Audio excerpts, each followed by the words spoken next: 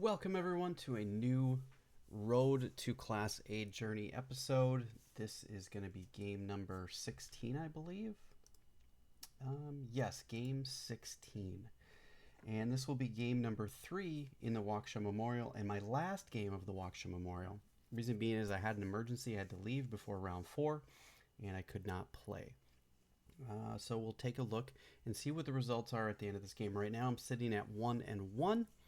So not bad. We're doing okay. If we can do better than 50% in any tournament, I feel like we're doing the right thing and moving in the right direction. So I feel if you're hitting 50%, as long as you're beating the people that you're supposed to be beating and losing to the people that you're supposed to be losing to, you should at least stay where you're at, or minimally lose the amount of points that you might lose. Keep it to a very quite a minimum, and that way when you do make gains, you're keeping your gains. So let's take a look at this. My opponent is a young man. His name is Ishan Harsha, or Harsha. I'm sorry if I pronounced your name wrong, but a nice young kid, really kind of active at the board, kind of moving all over the place. For me, I know a lot of people in the community, in the chess community, especially adult improvers, seem to have challenges or really struggle when they play kids. How do you beat the kids? To me, I don't look at it that way. In my mind, I'm like, I have to beat this kid because when he's a GM, I can be like, well, I beat that kid. So that's the way I look at it. I don't really look at anybody across the board, as a kid or a man or a woman or whatever. I look at it as a person that knows how to play chess, and I want to beat them. That's it. I don't care what type of person they are. It doesn't matter to me. So I don't let any of that mess with my emotions or my psychology. You're going to get beat by people, and people are going to beat you. There's nothing you can do about it other than playing strong chess. So why even worry yourself with whether or not they're a kid? That's the way I look at it. But all right, let's get into the game. Round 3 of the Waukesha Memorial, game number 16, I believe. Yeah, game 16. Okay, let's go. So I am still in my hyper modern approach. I am following the Nate Solon's 100 repertoire for the Ready system. And we're getting in. He's playing more of a King's Indian defense type of setup. They want to, whenever they play an early bishop g7 or an early knight c6, they're kind of preparing to play e5. So we want to stop that from happening by playing d4. So we shut down all of that stuff. Knight to f6, castles, castles, and we immediately strike the center. So we're getting into this kind of Grunfeld defense type of structure.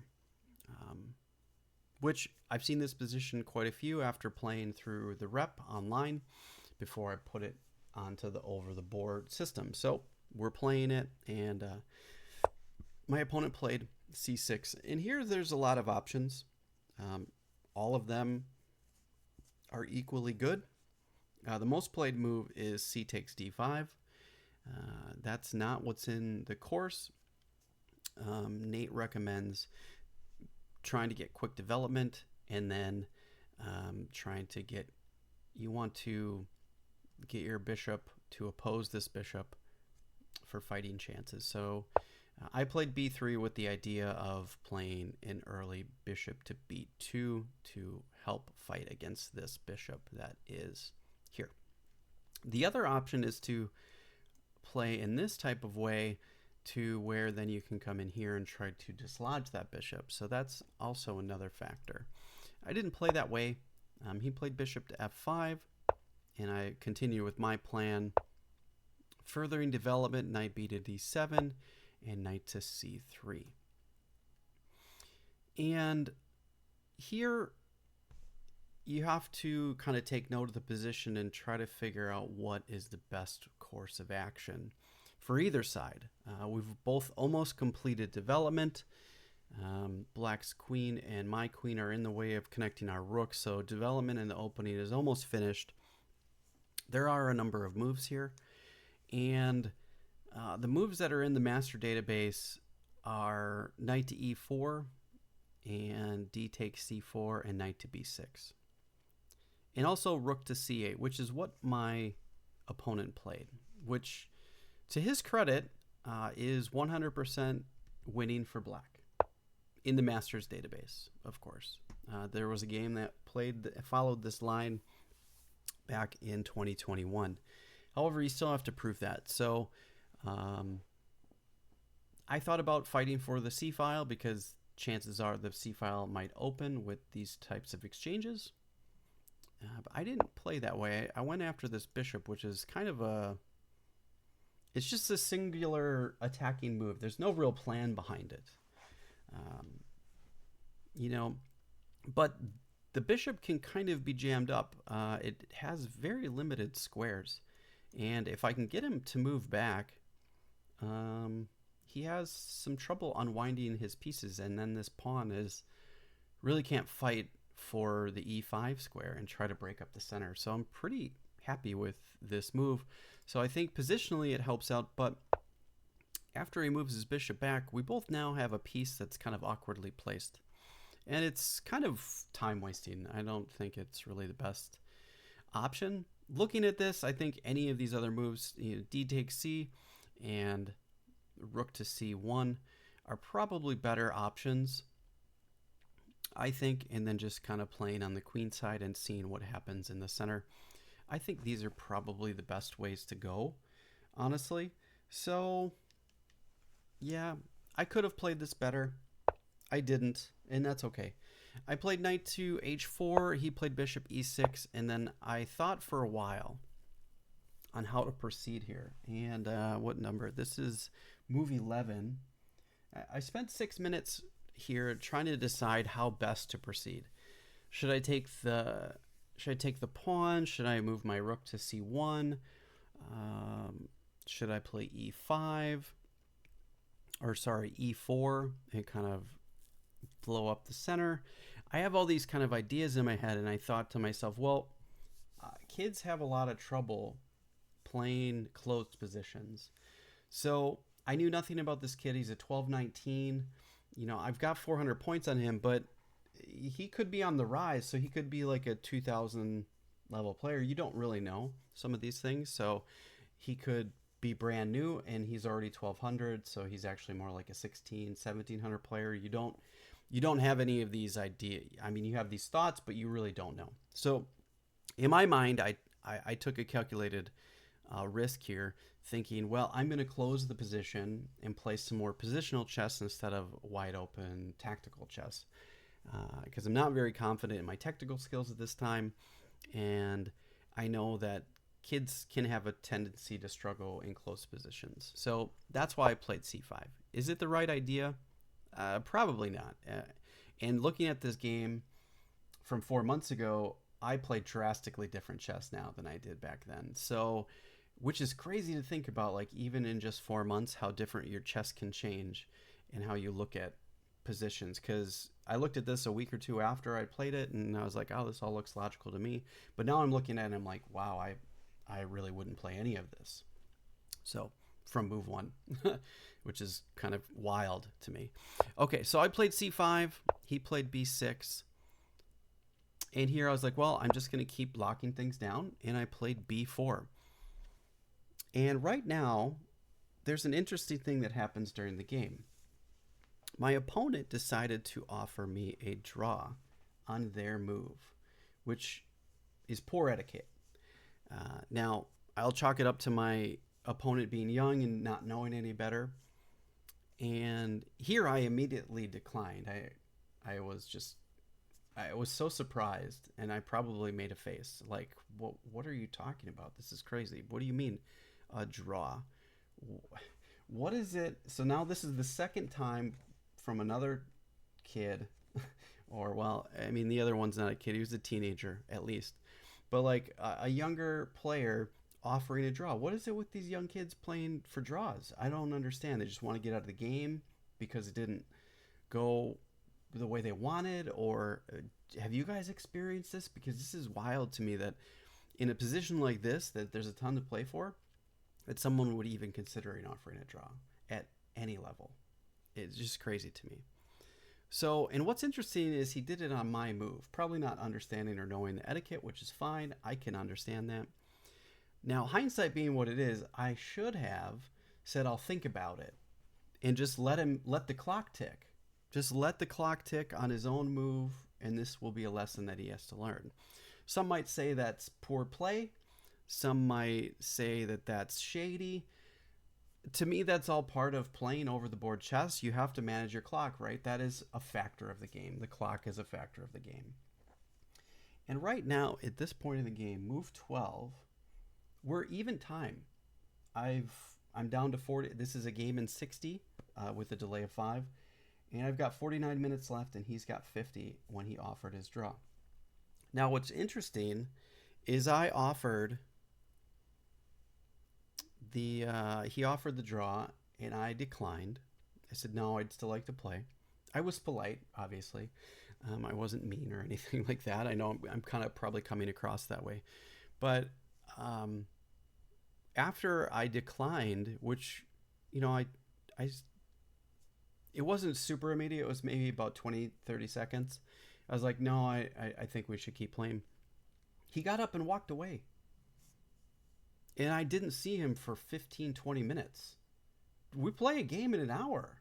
I was like, whoa. So I'm just sitting at the board waiting for this kid to come back. And I'm like, what is going on? So what's funny is that he offers the draw. I decline. He gets up and vanishes. And I'm just like, wow, this is weird. So, okay.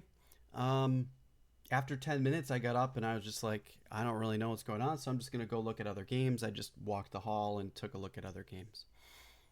So he comes back to the board, and within like 2 minutes, he makes a move, which is he plays rook to b8. And to me, I'm just like, what? So he spent almost 20 minutes away from the board and then comes and plays rook to b8. And I don't know, I didn't get a chance to talk to this young man after to ask him why this happened. So I really have no idea. I can only speculate. But I'm not sure if he was just frustrated with the game, didn't really know what to do. Maybe he was bored. Maybe he was disinterested. Maybe he just didn't want to be there and play chess. I have no idea. But anyways, I thought this was kind of a crazy thing that happened for me. So let's continue on with the rest of the game and see how it develops. Sorry about that. I played queen to c2, protecting my bishop in case we trade off some pawns. He moves his knight back, getting ready for maybe some kingside expansion. I played e3, solidifying my position a little bit, and he just maneuvers some knights around to get some things going.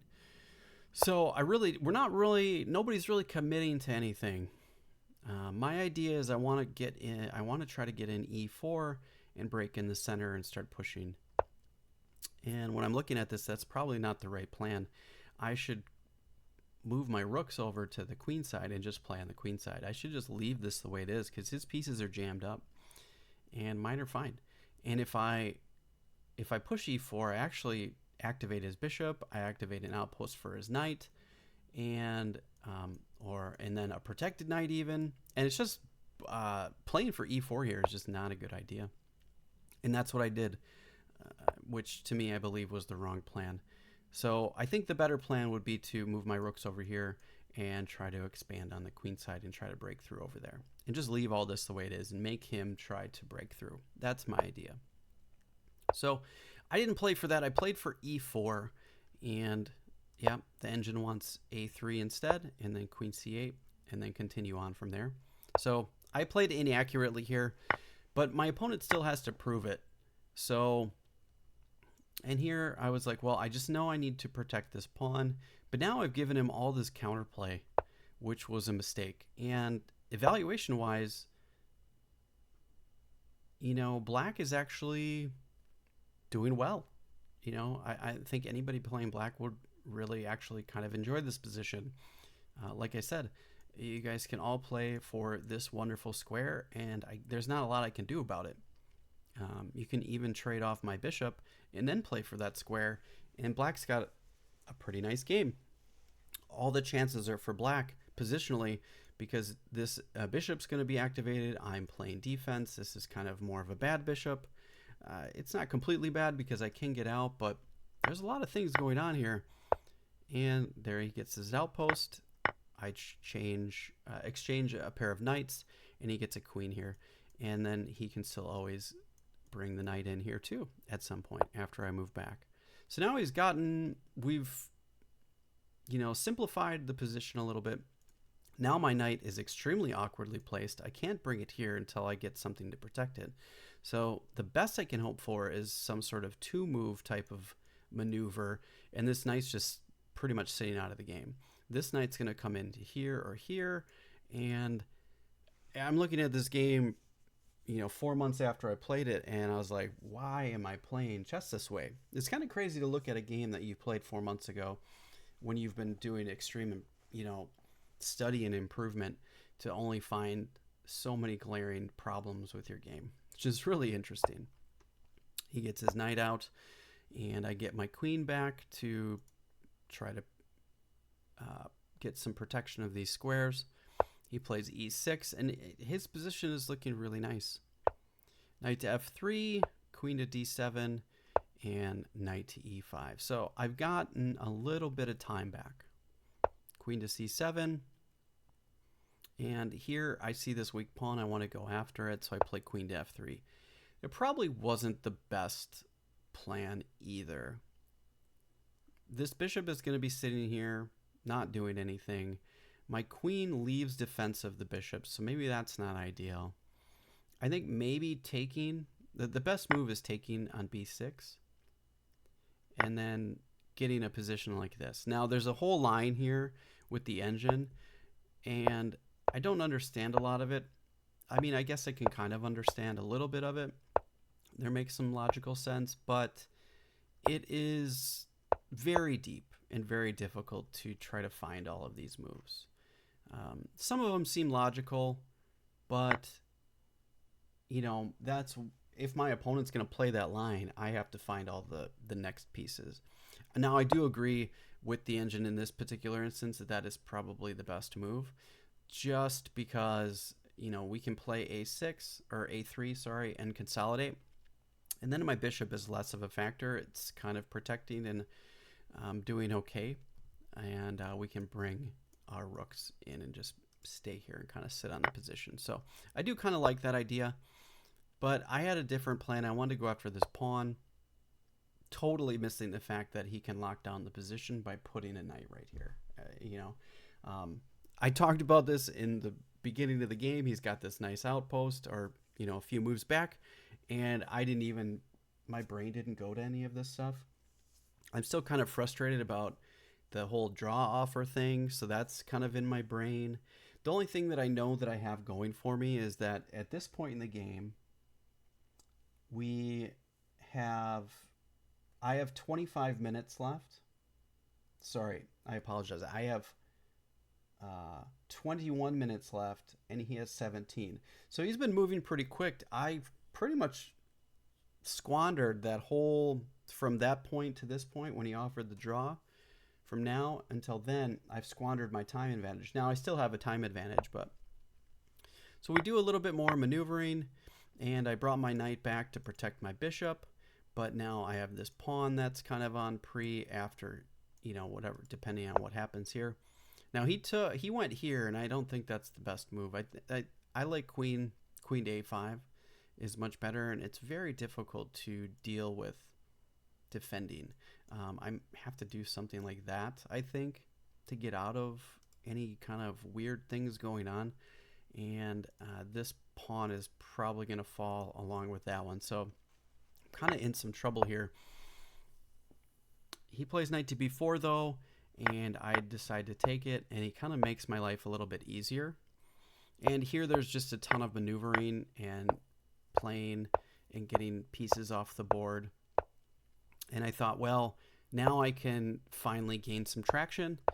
My endgame, I feel, is probably my strongest part of my game at this point in my chess development.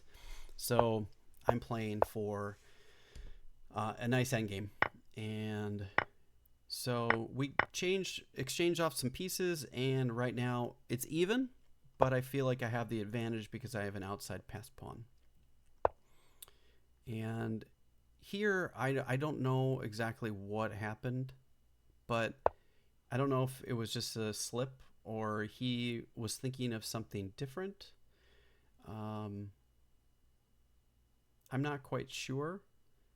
Maybe he thought that I was going to come in here and take this, but I'm unsure why he didn't just play for this, because or just keep his king there. I think he's still safe right now. Um, but yeah, I mean the idea is here we're going to pick up this pawn and then I can march that guy down. So I mean this is pretty much winning, but he played here and now it's completely winning. So now I can win the pawn, and it's pretty standard checkmate from here. So my opponent resigned at this point, realizing that it was over and there wasn't a whole lot that he could do. So yeah, interesting game. Strong player. I look to see, I'm interested to see how Ashan develops as the years pass. So I'm excited to see if he's gained any rating points or if he's been improving. But I had a really good game with him. So hopefully he's not offering draws on his move anymore. I wonder if somebody else taught him about that. But so for the Waukesha Memorial, I finished my game off at 2-1. So that was a really good game. Thanks for watching, everybody. If you have any comments, leave them down below. I'd love to know your thoughts on what the chess etiquette for offering draws is and why you should walk away from the board on your move during your time. Very interesting. So a lot of weird things that were happening in this tournament. But thanks for watching, everybody. I'll catch you guys in the next episode.